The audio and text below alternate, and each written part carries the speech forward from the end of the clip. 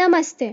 श्री माताजी निर्मला देवी जन्म शताब्दी वर्ष 2022-23 के इस सहजयोग ध्यान सत्र में आप सभी का स्वागत है। इससे पहले के सत्र आप सभी ने देखे ही होंगे। हम आशा करते हैं कि आप सब घर पर ध्यान कर रहे होंगे। आज का हमारा विषय है आत्मविश्वास एवं आत्म साक्षात्कार।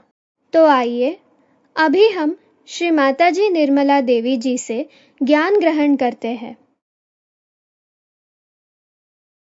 सत्य के बारे में एक बात कहनी है कि सत्य जैसा है वैसा ही है। अगर हम चाहें कि उसे हम बदल दें तो उसे बदल नहीं सकते, और अगर हम चाहें कि अपने बुद्धि या मन से कोई एक धारणा बनाकर उसे सत्य कहें तो वो सत्य नहीं हो सकता। तो सत्य क्या है? सत्य एक है कि हम सब आत्मा हैं, हम आत्मा स्वरूप। इतनी यहाँ सुंदरता से आरास की हुई है और इतने दीप जलाए हैं जिन्होंने प्रकाश दिया है, जिससे हम एक दूसरों को देख रहे हैं और जान रहे हैं।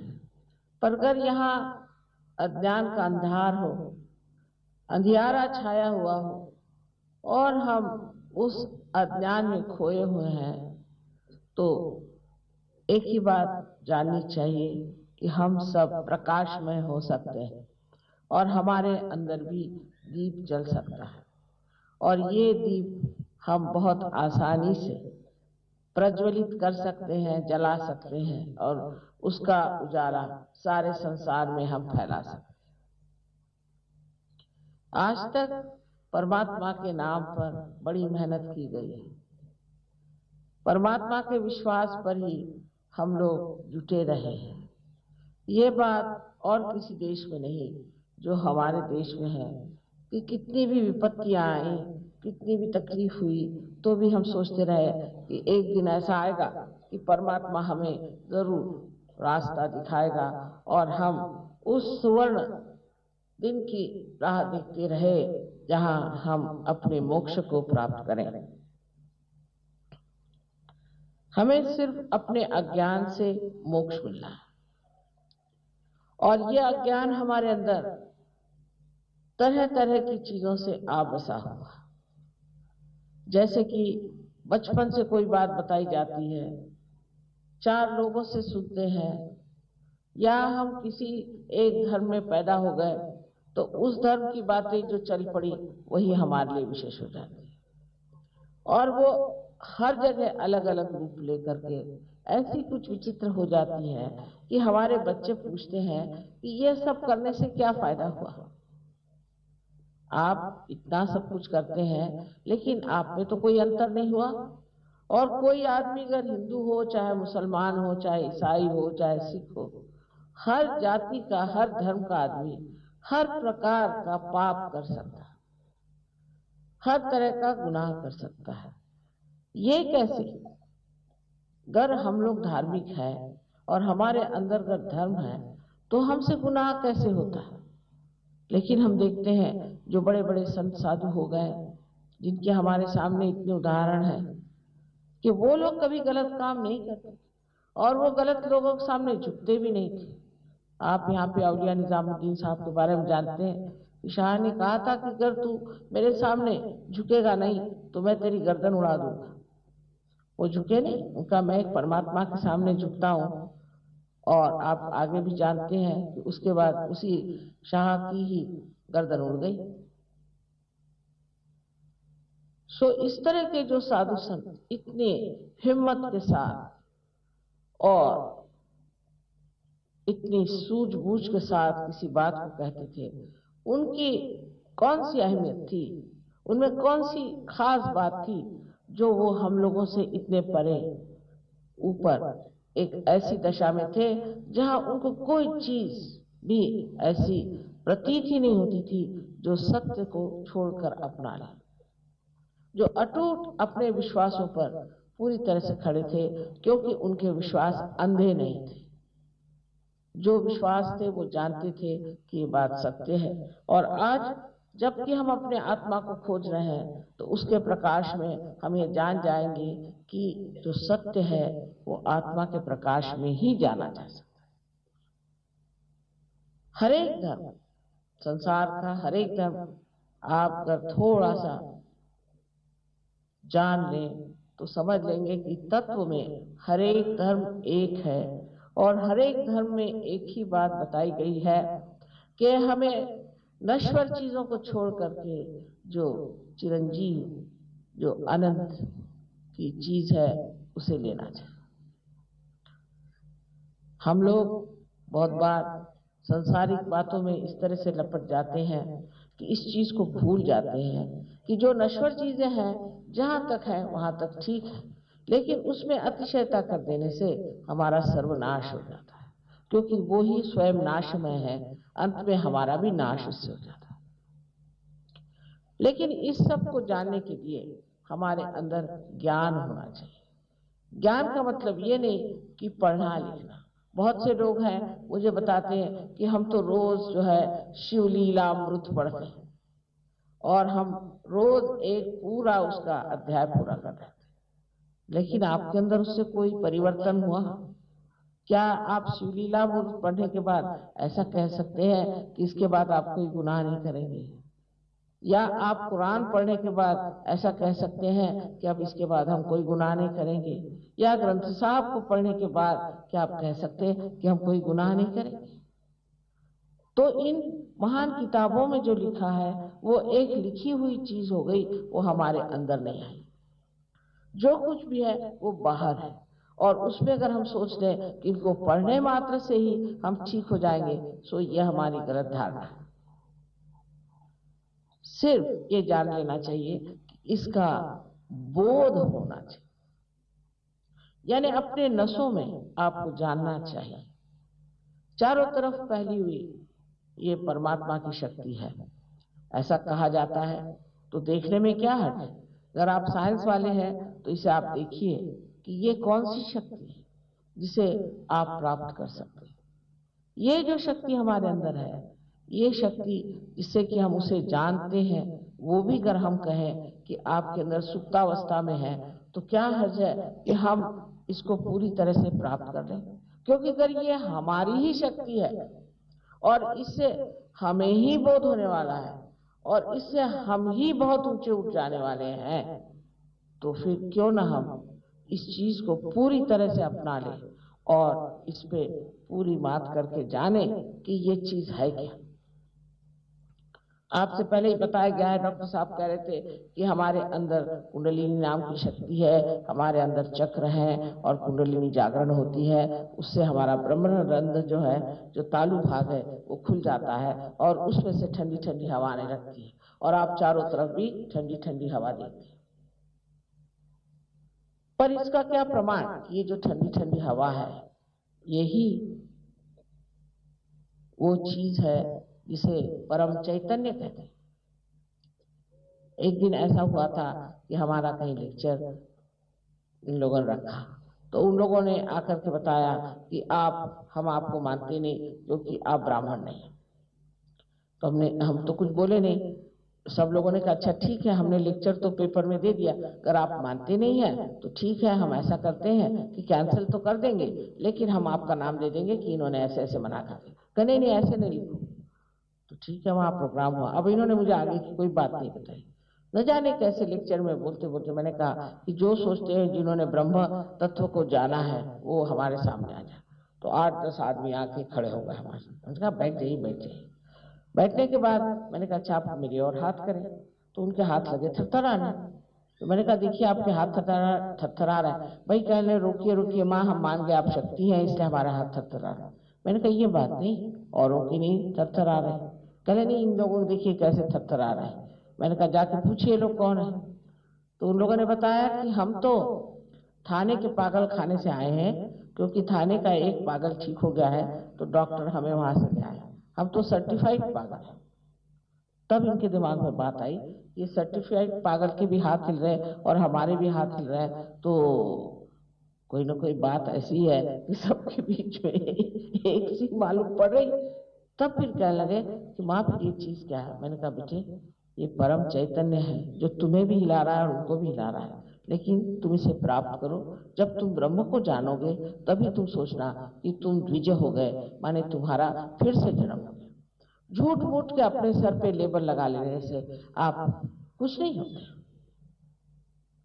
उससे कुछ प्रमाण नहीं मिलता। लेकिन जो साधु होता है, जो असली सदगुरु होता है, उसके लिए प्रमाण की क्या जरूरत है। संस्कृत में कहा जाता है कि कस्तूरी अगर कहीं है तो उसके लिए थोड़ी कसम लेनी पड़ती कि ये कस्तूरी है, वो तो उसका सुगंध अपने आप ही आपको ज्ञात करा देता है कि ये कस्तूरी। श्री माता जी, आपने हमें जो ज्ञान प्रदान किया, इसके लिए आपको बहुत बहुत धन्यवाद। आइए अब हम सब ध्यान करते हैं। ध्यान करने के लिए आप सभी जमीन पर बैठ सकते हैं या फिर आप कुर्सी पर भी बैठ सकते हैं। और जो प्रक्रिया श्री माता जी हमें बताएंगे, उसी प्रकार हमें ध्यान करना है। अब आप आंख बंद कर ले, चश्मा भी उतार दे, क्योंकि आपको तो देखना तो है नहीं। और आंख इसलिए बंद रखे सब लोग क्योंकि अपना चित्त अंदर की ओर खींचता है। दूसरी एक बात है कि आंख को बहुत जोर से नीचना नहीं है, न कि उल्टे घुमाना है और न कि उसको धीरे से बंद करना है, पर सर्वसाधारण जिस तरह से हम अपने निदान के लिए आंखें बंद कर लेते हैं, उस तरह से बंद करना है। आधी भी नहीं खोलना है, ऊपर नहीं चढ़ाना है, और कोई प्रयत्न न करे, विचार रोकने का प्रयत्न न करे, अपने आप सब घटित हो जाए। लेफ्ट हैंड ऑफ मेरी ओर करें सब। अब आंख बंद करें और जो लोग कुर्सी पर बैठे हैं वो दोनों पैर अलग कर लें। जो जमीन पर बैठे हैं वो ठीक है। सब लोग जूते उतार के बैठे। राइट हैंड अपने हाथ से। अब कृपया आंख बिल्कुल न खोलें जब तक मैं न बताऊं। अब हृदय पे हाथ रख के आप मुझसे एक सवाल पूछें, जैसे कंप्यूटर से पूछते हैं। आप मुझे माँ कहें चाहे श्री माता जी कहें। श्री माता जी, क्या मैं आत्मा हूँ? ये प्रश्न करें, मन में करें, दूर से। श्री माता जी, क्या मैं आत्मा हूँ? ये प्रश्न 3 बार पूछें।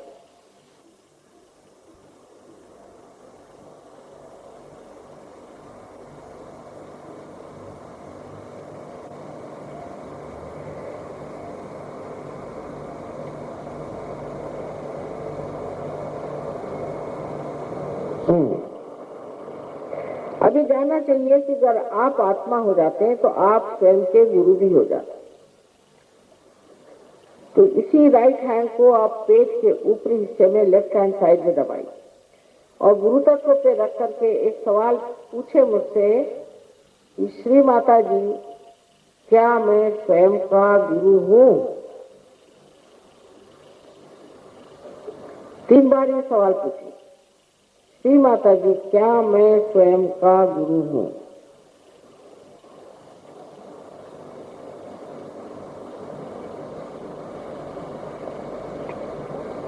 अब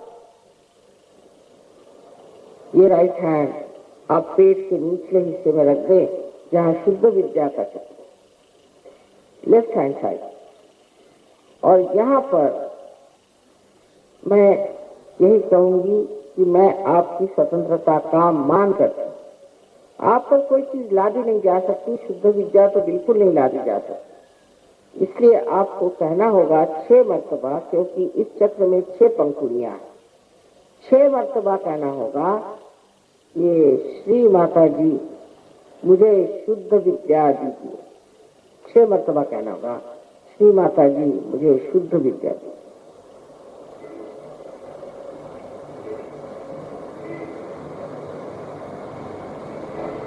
कहने से कुंडलिनी का चलन वलन शुरू हो गया, हलचल शुरू हो गई। 6 मर्तबा कहें, बहुत आंतरिक इच्छा से।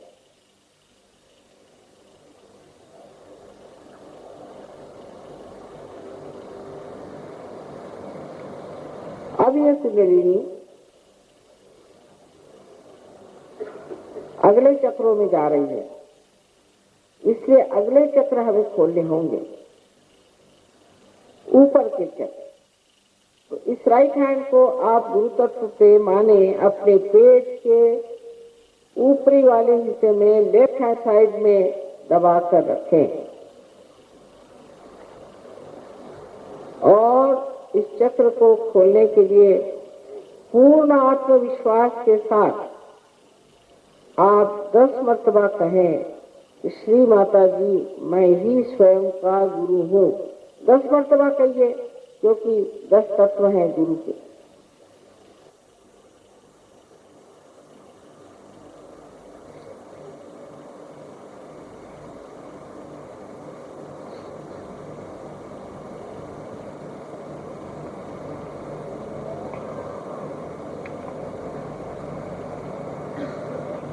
अब जैसे मैंने शुरू में बताया था कि आपके बारे में एक ही सत्य बात है, वो है कि आप आत्मा हैं। ये शरीर मन अहंकार आदि उपाधियां नहीं, आप आत्मा ही हैं।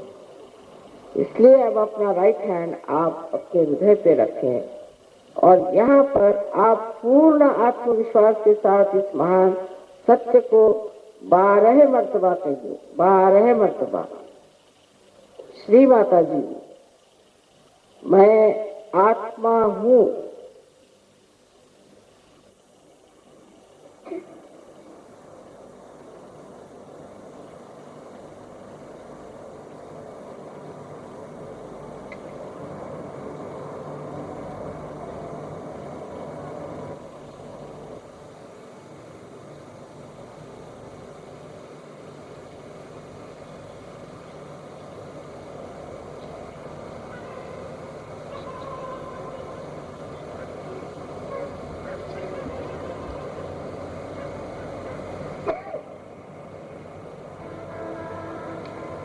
आपसे मैंने पहले ही कहा है कि अपने प्रति प्रसन्न चित्त हो जाए।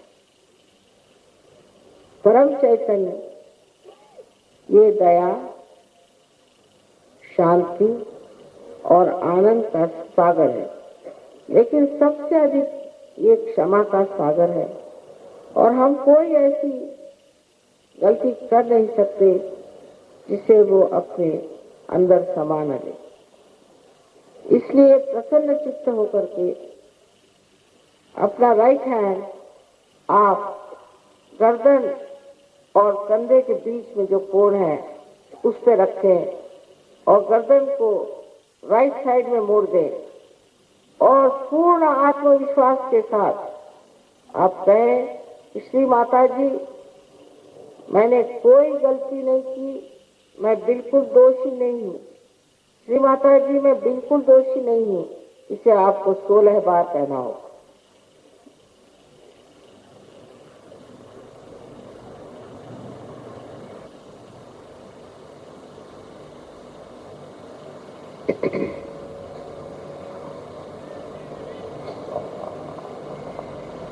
प्रसन्न चित्त, हमें परमात्मा के साम्राज्य में जाना है, तो प्रसन्न चित्त होकर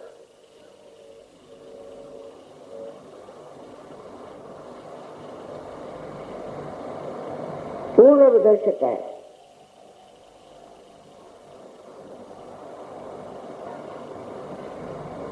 अब इस राइट हैंड को आप अपने कपाल पर या सामने फोरहेड पर रखें और दोनों तरफ से दबाएं, जैसे सर दर्द में दबाते। यहाँ पर क्षमा का केंद्र है, तो यहाँ आपको कहना होगा कि श्री माता जी मैंने सबको एक साथ क्षमा कर दी। गिनने की जरूरत नहीं, जानने की जरूरत नहीं, उनको याद करने की जरूरत नहीं, सिर्फ कहना है मैंने सबको एक साथ क्षमा कर दी। अब इस चक्र में बहुत से लोग कहते हैं कि माँ क्षमा करना बहुत कठिन है, लेकिन अगर आप क्षमा करते हैं या नहीं करते हैं तो देखा जाए आप कुछ भी नहीं करते, लेकिन अगर आप क्षमा नहीं करते हैं तो आप गलत लोगों के हाथ खेलते हैं। इसलिए आप कह दीजिए पूरे हृदय से, इतने बार से मतलब नहीं, पूरे हृदय से कहिए, श्री माता जी मैंने सबको क्षमा कर दी। एकदम हल्का लगेगा आपको। अब अपनी टोपियां वगैरह जरा उतार लें तो अच्छा रहेगा।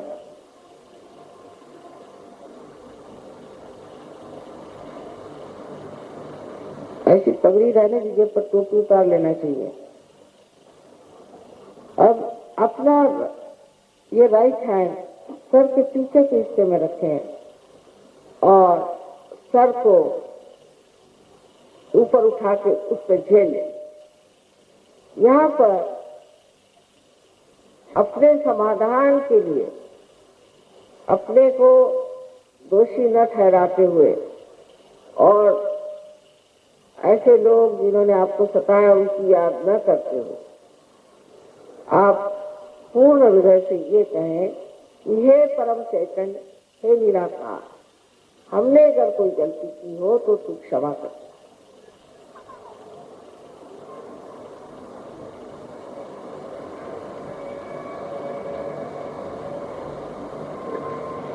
अब इस हाथ को उतार ले और इसके बीच का हिस्सा, हथेली के बीच का हिस्सा बराबर अपने तालू पर रखें और गर्दन को झुका लें। उंगलियों को बुरी तरह से बाहर की तरफ बहुत जोर से, पूरी तरह से बाहर की तरफ खींचें और पूरे दबाव से अपने सर की चमड़ी को घुमाएं, धीरे धीरे 7 मर्तबा। लेकिन इस बार भी मुझे यही कहना है कि आत्म साक्षात्कार आपसे मैं लाद नहीं सकती। आपकी स्वतंत्रता को मैं मानती हूँ, इसलिए आपको कहना होगा कि श्री माता जी मुझे आप कृपया आत्म साक्षात्कार दीजिए। 7 मर्तबा कहिए, क्योंकि यहाँ चक्रों के 7 पीठ हमारे सर में है, इसलिए कृपया कहिए श्री माता जी हमें आप कृपया आत्म साक्षात्कार दीजिए 7 मर्तबा। अब मैं इसके साथ प्रणव को फूकूंगी, सो इसी से आपको आत्म साक्षात्कार प्राप्त हो जाएगा।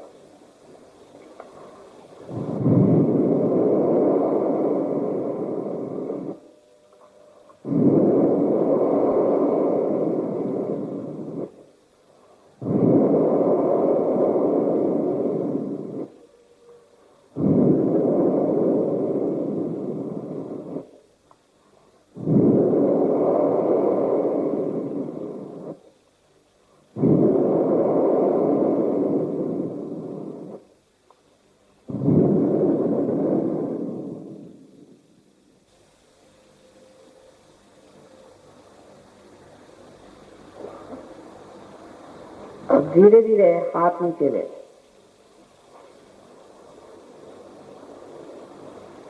और आंखें धीरे धीरे खोल।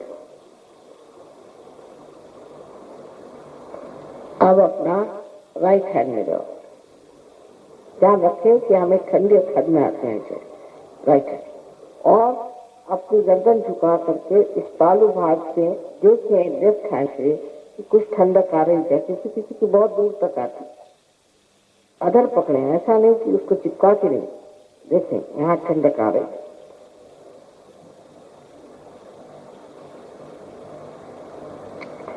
कोई शंका न करें।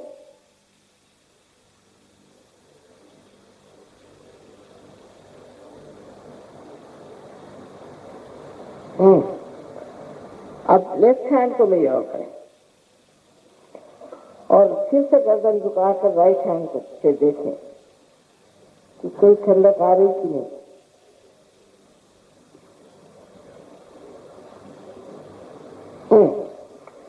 अब फिर से एक बार और राइट हैंड मेरी ओर करें और गर्दन झुका के सर में देखें कि ठंडक आ रही है।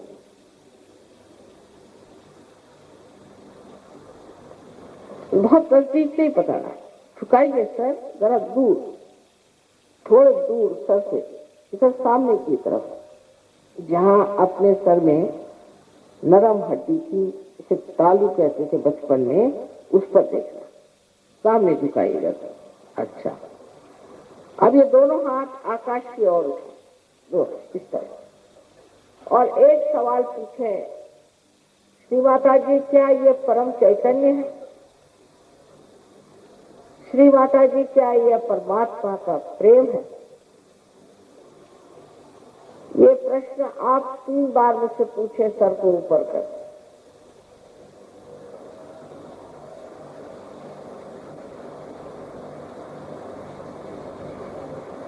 अब हाथ नीचे कर ले। ऐसे हाथ करके आप मेरे और देखें, निर्विचार विचार आप कर सकते। अब जिन लोगों के तालू भाग से या हाथ में ठंडक आई हो थोड़ी सी, ऐसे सब लोग अपने दोनों हाथ ऊपर करें। ये तो सभी लोगों से हो गया। आप सब संतों को मेरा नमस्कार। अधिकतर लोगों को घटित हो, और जिनको नहीं हुआ है उनको भी निराश नहीं होना। यहाँ सेंटर है, वहां पर आप आइए और सारा ज्ञान आपको दिया जाए। 1 महीने के अंदर आप सब लोग महान गुरु हो जाए, और उसके लिए आपको पैसा खर्चा करने की जरूरत नहीं, कोई जरूरत नहीं, सिर्फ थोड़ा समय जरूर खर्च करना पड़ेगा। और इसीलिए हमने घड़ी बांधी है कि हम परमात्मा को थोड़ा समय दें, न कि उसे बेकार बर्बाद करें। तो आशा है आप लोग थोड़ा समय देंगे और आएंगे, इसे पूरी तरह प्राप्त कर लेंगे। श्री माता जी, आज के इस ध्यान के लिए आपको बहुत बहुत धन्यवाद। आप में से कई लोगों ने यह पूछा है कि हम घर पर ध्यान कैसे करें। इसके लिए आप हमारे व्हाट्सएप नंबर 7447441505 इस पर ध्यान DHYAN ध्यान यह शब्द मैसेज करें, जिससे आपको मराठी, हिंदी या इंग्लिश में लिंक प्राप्त हो जाएगी। इसकी मदद से आप घर बैठे ही सहजयोग ध्यान का आनंद ले सकते हैं। सहजयोग ध्यान की अधिक जानकारी के लिए आप सहजयोगा मेडिटेशन हेल्पलाइन नंबर 1800-2700-800 इस नंबर पर संपर्क कर सकते हैं। सहजयोग ध्यान सीखने हेतु आप हमारे लर्निंग सहजयोगा यूट्यूब चैनल को सब्सक्राइब करें। हर शनिवार शाम 6:30 बजे हिंदी और मराठी भाषा में ऑनलाइन मेडिटेशन यहाँ कंडक्ट किया जाता है। कृपया आप सभी इससे जुड़े। अगला सत्र आने वाले रविवार को सुबह 6 बजे प्रसारित होगा। आप सभी का बहुत बहुत धन्यवाद।